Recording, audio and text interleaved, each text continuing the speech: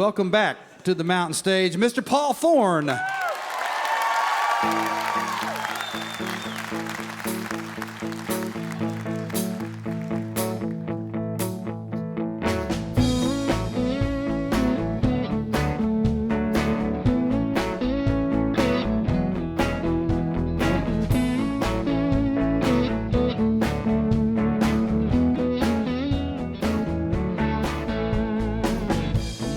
Christians, Buddhists, and Jews got their own version of the truth. There's a line in the sand, there's a war going on. They forgot to remember you might be wrong. Pimps and Preachers is the name of my new record. So you can see he's still halfway between the church and the bar. Yeah. He hasn't gotten totally out yet. Yeah. He got the preacher still in there. But Paul has a great sense of humor, and he's also a great songwriter and singer, and still lives in Tupelo, Mississippi. I sure do. It's the birthplace of Elvis Presley, too. The second most famous singer from Tupelo, right here. This is me. Why do we fight? Everybody thinks God's on their side. Just count to 10 before you throw a stone. Whatever you believe, you might be wrong.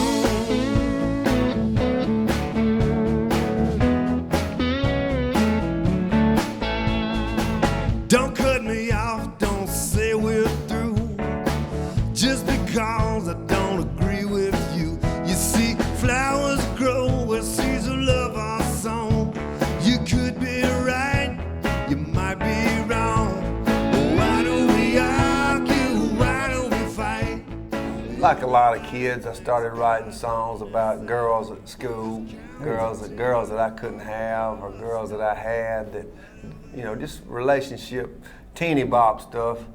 And my cousin, who was the keyboard player in Parliament and the Funkadelics, came over to our house for Christmas when I was about 16, and came into my bedroom and heard me playing some of my sappy love songs. And even though the songs weren't that good, he saw that I had some talent, and so he introduced me to my songwriting partner, Billy Maddox, when I was 17.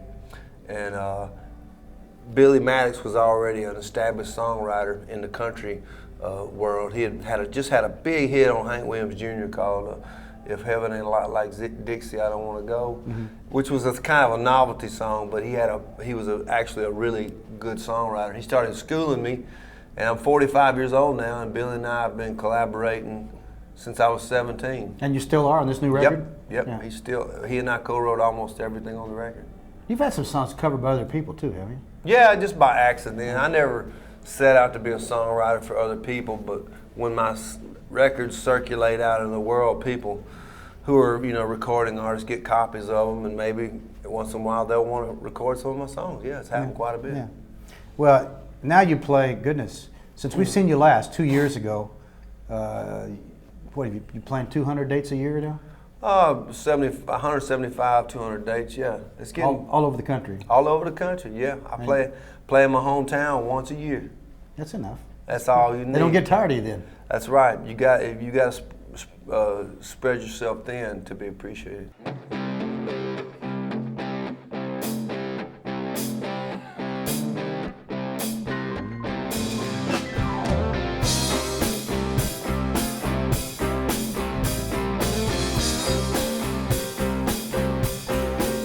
Take a trip, hit the road, book a room on the coast. Me and you just need to get away. Gonna be so much fun, intimate, one-on-one. So be there. I'll be square, it's all good.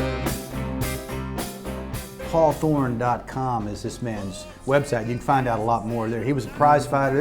His life is very interesting, and it's full of surprises and twists and turns. And what's the deal? I read recently, your dad, I know, was a preacher, and your uncle really was a pimp, and that's Yeah. When I was about... Your dad's brother? My dad's brother, yeah. When I was growing up, preteen, my dad was, you know, a minister, and I grew up in the church environment, the Pentecostal whole thing. But my uncle, my father's brother, had been missing for 10 years. We didn't know where he was. We thought he was dead, and we thought something happened to him.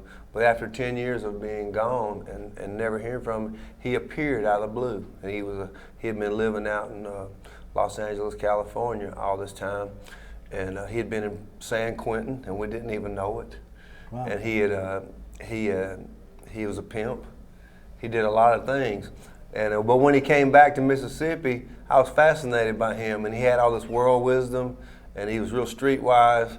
And so he sort of became a second mentor to me, kind of like my father was. But I learned about what happens on both sides of the track. So you're the angel sitting over here and the devil over here? That's right. So I wrote a song, which is the title cut of my album, called Pimps and Preachers, and it's really just a tribute to my father and my uncle, because as different as they were similar in a lot of ways, because Pimps and Preachers have tremendous people skills. My daddy had a Cadillac, my uncle drove a Ford. One was Satan's angel and one worked for the Lord. They had some hard-earned wisdom, they both became my teachers. I was a young disciple of Pimps and Preachers.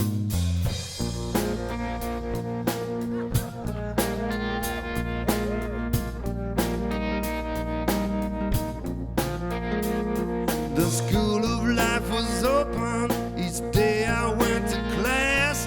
When I didn't pay attention, they kicked me in the ass. They were turning out young bitches and converting unbelievers.